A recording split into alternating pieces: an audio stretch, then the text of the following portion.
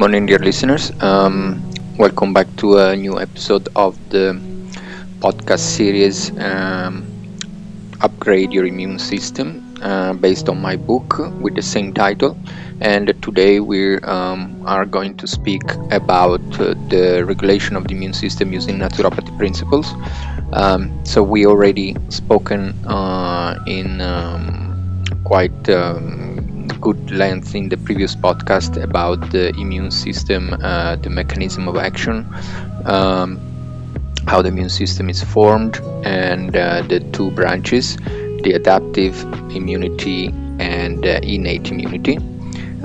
So basically, just to summarize, when a pathogen enters the body, the immune system recognizes this pathogen, and the adaptive immunity identifies antigens and unique molecules on pathogens, and then their activation starts.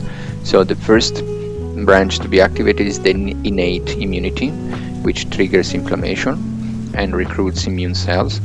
And then adaptive immunity requires antigen presentation by the APC system, like the dendritic cells, to activate T and B cells. So T lymphocytes, B cells, and what happens is that the function is that there is engulfment of pathogens by the phagocytes and cytolysis, so destruction of infected cells by the natural killer cells or the cytotoxic T cells. And then there is antibody production, which neutralize toxins, pathogens, and activate the complement system. Inflammation facilitates immune cells recruitment and tissue repair. And then last but not least, there is the immune system memory. So after an infection, memory cells persist in the body in the flow of the white blood cells, allowing for a faster and stronger response if the same pathogen is encountered again in the future. Now, the immune system can have some dysfunctions, like in autoimmune diseases, where the immune system mistakenly attacks the body's own tissue. Then we have immunodeficiencies, which can be genetic or acquired, like caused by external factors like viruses, for example. Then we have hypersensitivities, which includes allergies, overreaction to harmless substances like pollen, and a very dangerous anaphylaxis, a severe life-threatening allergic reaction. And then we also have chronic inflammation, which is linked to conditions like cardiovascular diseases, diabetes, etc. Now, coming to this topic of the regulation of immune system using naturopathy principles. So we have naturopathy, and we have the nutraceuticals, which is a combination of like nutrition and pharmaceuticals. Nutraceuticals refers to products that range from nutrients, dietary, supplements, herbal products, but can include also specific diets, processed foods such as cereals, soups, and beverages. Phytotherapy or naturopathy is a general term for the therapeutic use of extracts from plants, natural origins, and they can be used as remedies. So we can use this. Unlike pharmaceutical interventions, naturopathy aims for long-term immune regulation without side effects. It promotes sustainable lifestyle changes, and it regulates immunity, but improves also overall health. So the naturopathy roles in preventing overreactive immunity. So autoimmune diseases characterized by an overreacting immune system, they attack the body's own tissues and can be managed through naturopathic interventions like anti-inflammatory diets, omega-3 fatty acids found in fish, flax seeds.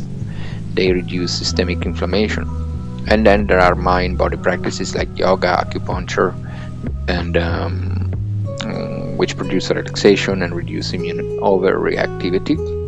Then we have that detoxification, which is the eliminating of environmental toxins like heavy metals, supporting immune balance. This can be done through homotoxicology or complex homeopathy, and it's very effective.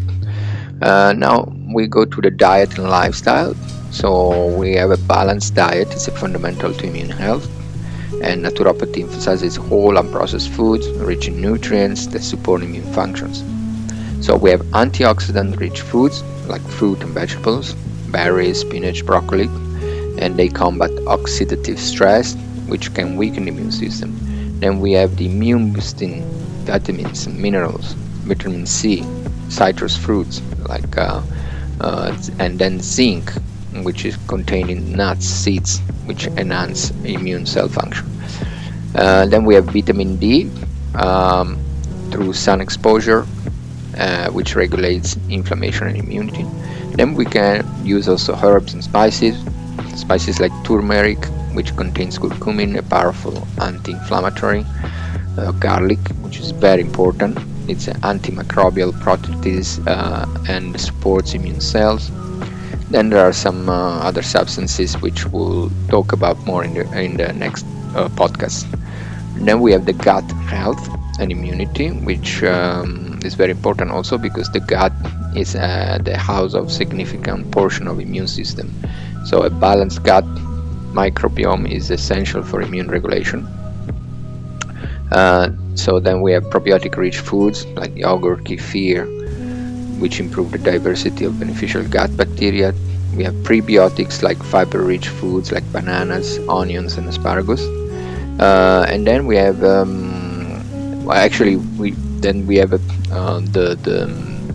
some irritants which we have to avoid, which is in processed foods, for example, alcohol, refined sugars, and